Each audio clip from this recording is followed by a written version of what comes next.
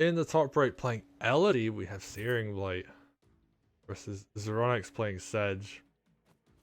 So this is the decider match, and they're picking commanders that very interesting choices. But right now they're both doing very standard openings. Zero gonna go left, or is he gonna go right? Goes to the left, right. So we're seeing standard side openings from both players. These center villages get captured. Zero puts the sword in the more aggressive place, but could bully this sword out if that decided to go around, but captures from the top, which is nice and safe. Alright, so yeah. This is going to play out the same way that almost every Thieves Den match plays out. Sword crit comes down. So here's the difference between this and the Valder set. So earlier we saw Valder hit first and then the sword. But in this case, you just want to have your commander be able to go for follow-up hits. We're not going to build Groove on turn 4.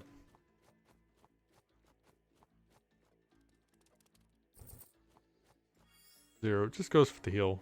Could have gone for the capture, but elects not to.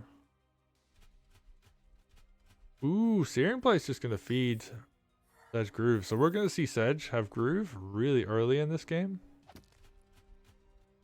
But they're both very comfortable with playing in matches where commanders have a lot of Groove. Sedge doesn't really end the game when he gets Groove. It does put him at a big advantage though. Elodie, also same deal, like, she doesn't really end the game early. She's stronger, I would say, kind of in the later game, because her ability to capture things like golems is really strong. But if she builds it really quickly, then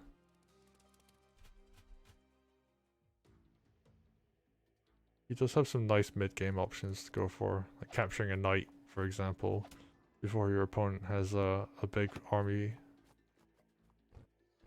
Right, Zero is just bullying back this force on the top right. See an archer and a balloon coming actually. Alright, mage balloon to respond up here. That reinforces Sedge, because Sedge is the army. He does a lot of damage. Alright, seeing more stuff go down.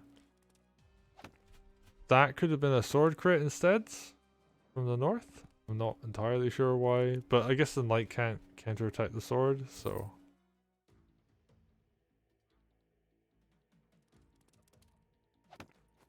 Zero. Just gonna use Sedge.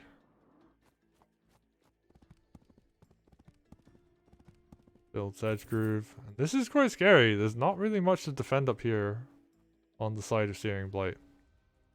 But Searing Blight also has his own army that he can posture aggressively. Moves the mage into an interesting spot. Where's Elodie gonna go? Just sits there. Doesn't move Elodie.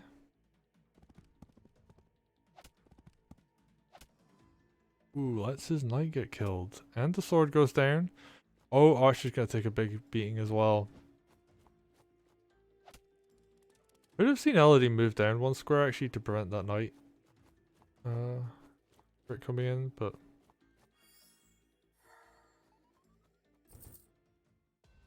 what are we gonna see now? I mean, Searing Blight just took a huge chunk of damage there. He doesn't really have that much left to return fire with, but he is gonna bully out these center villages.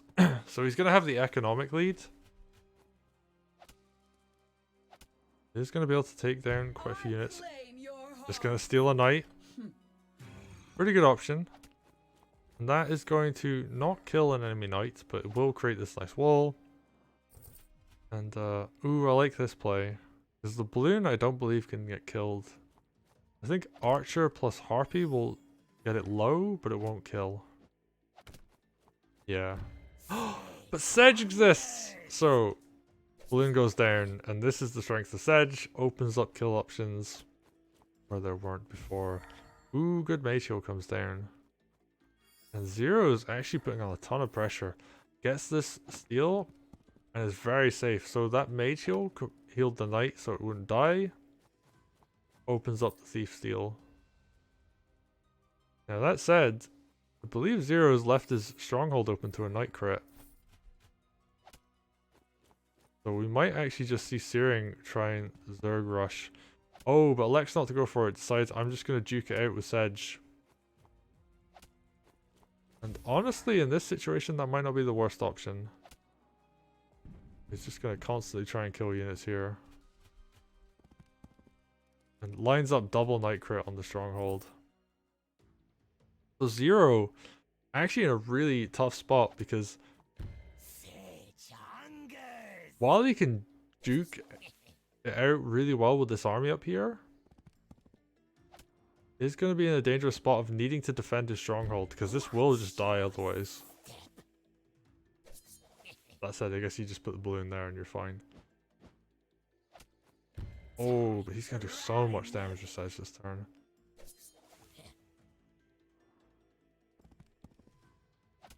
Kills the mage. That harpy's still going to go down to the other mage. But yeah, like just really nice positioning on.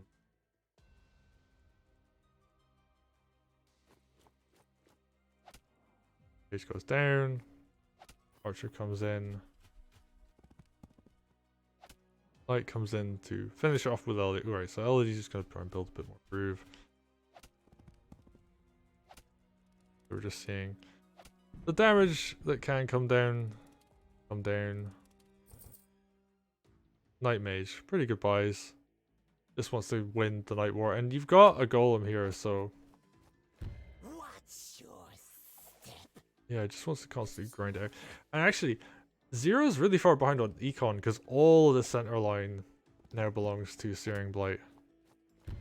So Searing just needs to hold on and try and capture more, either capture more villages or just hold on to this economy lead. But he's losing a lot of army to Sedge right now. Ooh, loses the archer to the enemy archer. That's pretty big. And this thief is actually able to continue getting steals. Ooh, Sedge very aggressively positioned right now, but that's actually pretty safe. And something Searing really needs to do here is make sure he isn't putting anything where it can get grooved by Sedge, because that could then chain onto that thief, and that's the last thing you want to have happen. Golem plus Knight, damn, those are big buys. And I think Searing realizes that he just needs to push and kill the stronghold. But Zero does have enough of an army to stop that. Oh, Sedge able to continue getting these grooves. I don't know if you can get anything else off of that though. Right, Night Crit comes in.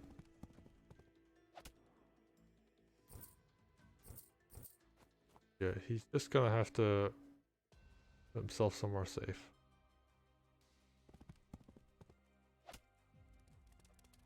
Okay. Searing still has a little bit of an economy lead.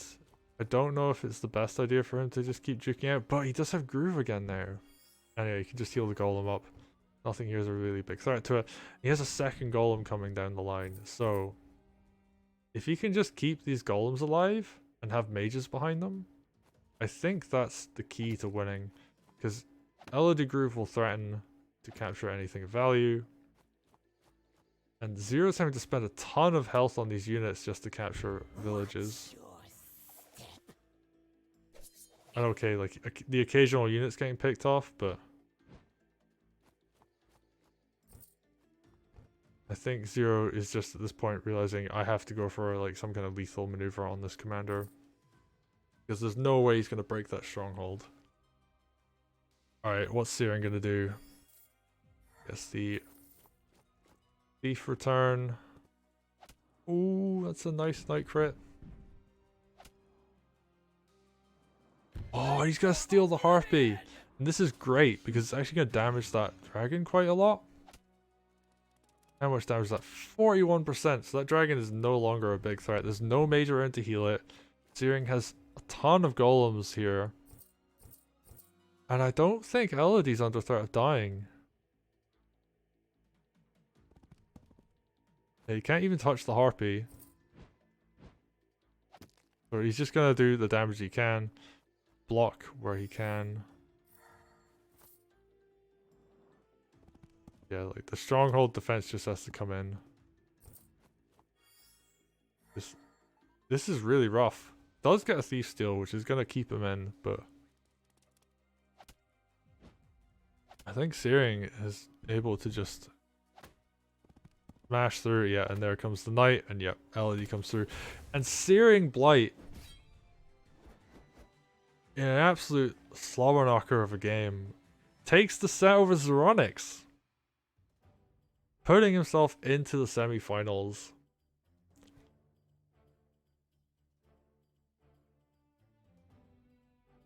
And Zeronix falls. The former Groove of War champion, previous Groove of War finalist. And here we see Searing Blight in